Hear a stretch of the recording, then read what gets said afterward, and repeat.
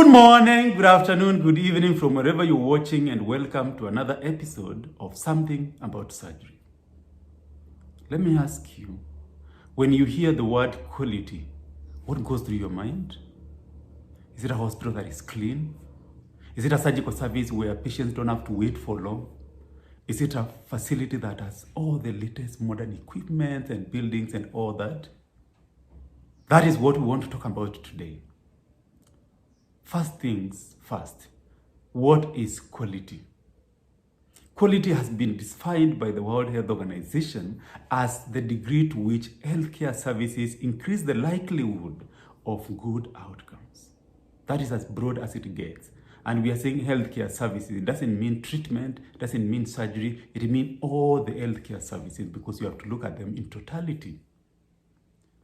When you look back in the history and evolution of quality in healthcare, we can say we have lagged behind the industry because quality started in the manufacturing sector. All of you might be aware of the lean production in the Toyota system, the Ford motor production in the US, name it.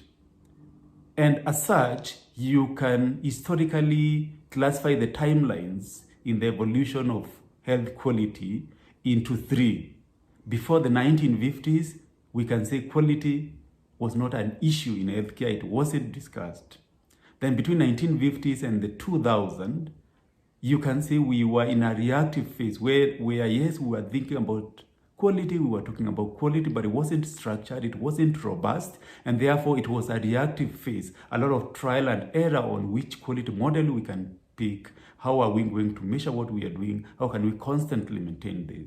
And then after 2000 going forward is now the proactive phase which we are in, where we are trying to have robust quality checks in every institution, in every ecosystem.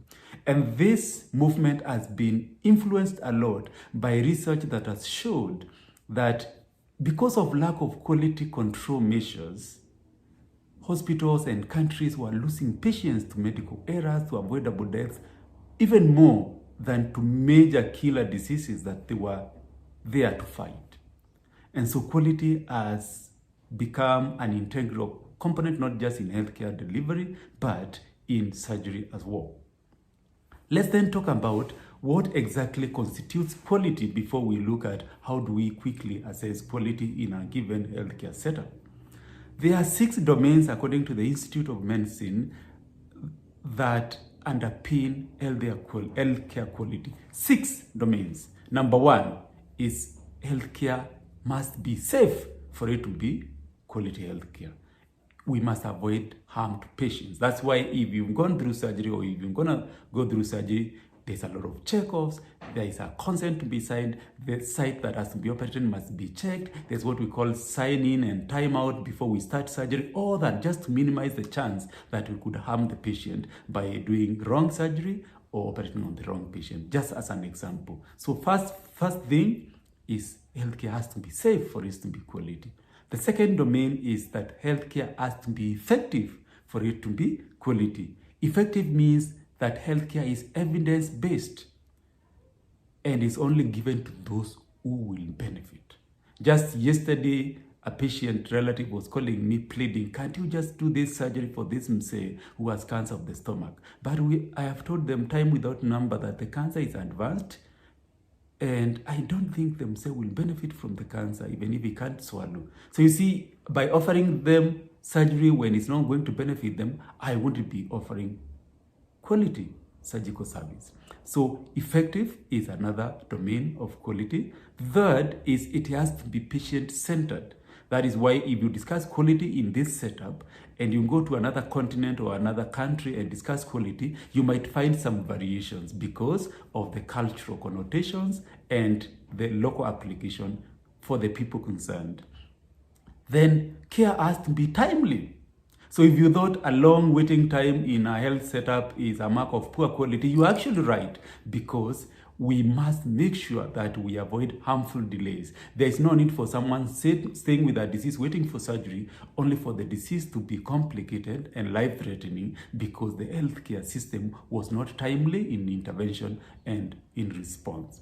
Then it must be efficient. Efficient means we must avoid waste, and that is waste of ideas, waste of supplies, waste of energy, etc. Now look at it. In my previous episodes, I've spoken about the referral system in the healthcare system.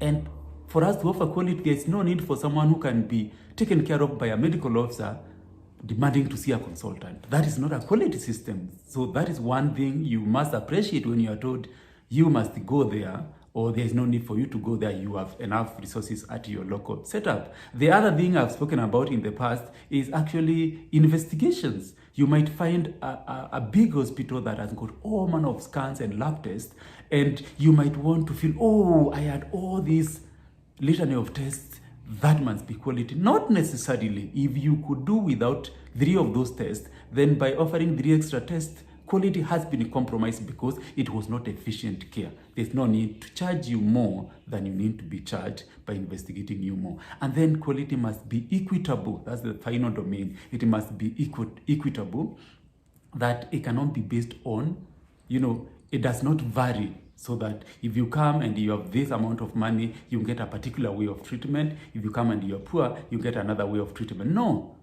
not necessarily. But I know because of the prevailing model, business model, you will find institutions that have a private wing, which is a little more expensive than the general wing, because of, again, going back to what? Customer-centric, patient-centric. Some patients just want to be in the private wing. They can afford it. But when the doctor comes to see you, when the nurse comes to take care of that patient, there's nothing that the patient in the private wing should get that is not in the patient in the general wing, because then that care won't be stratified and encouraging apathy. So those are the 6 domains: healthcare that is safe, effective, patient-centered, timely, efficient, and equitable. But how do we assess quality in our hospital setup? I will tell you what you can look out for, but let me first tell you what has been set in place. We use a model that is called Donabedian model. That model looks at 3 things. It looks at structures, it looks at processes, and it looks at outcomes. And what you do with those is now more detailed and left to the health quality managers in the relevant institutions. Structures means that you have enough human resource. If you're a big hospital, do you have the consultants to offer the services you're offering? Do you have enough medical staff? Do you have enough support staff? Do you have enough machines, equipment, and lab works? Do you have adequate infrastructure that can cater to what you offer to the clients? Those are structures, and there's a way they are marked. Then processes. What is the course of the patient from the day they check in to the day they are discharged, in terms of the interaction, in terms of what they are taught, in terms of what they are given, in terms of how the medication is offered, while remembering those 6 domains of quality. And finally, outcomes. Now, outcomes is, are there complications? How is the patient when they exit? Are they happy? Have they been satisfied?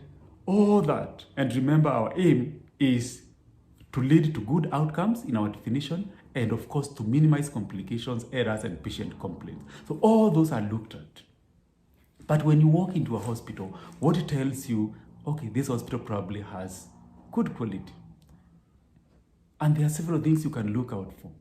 But some of those include documentation. When you see institutions that are documenting a lot, that is a marker that they are thinking about what they are doing, and they are putting it on paper so that they can evaluate it down the line. So when you see a lot of documentation, actually, it shouldn't make you get frustrated. It should make you feel safe that someone is making sure everything is captured so that the next person knows where to start. And the second bit you can look at is display and signage, display of patient charter, display of various certifications, because this not only means that the hospital is compliant in terms of getting all that certificates, it means they are already giving you a promise. If they have displayed a patient charter, they are giving you a promise that if you come here, you will get this and this and this. Granted, that is not enough, because the quality team there must go ahead and audit how they are constantly adhering to the standards they have set for themselves as part of continuous quality improvement.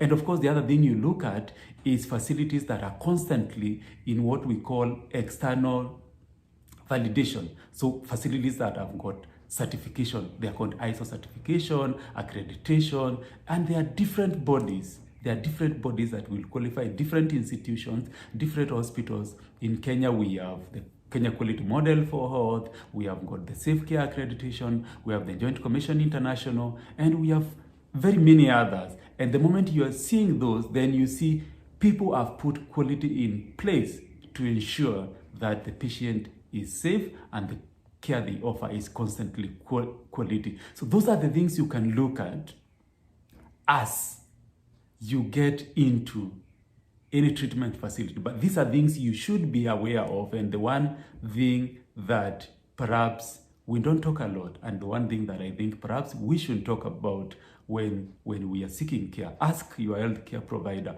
what is the quality, what are the quality metrics, what are the quality discussions in your hospital before I can come there. So the quality does not just mean, oh, they have a lot of stuff and fantastic building and fantastic infrastructure. That is just on the structure. How about the processes? How about the outcomes? So that is, in a nutshell, about quality in surgery.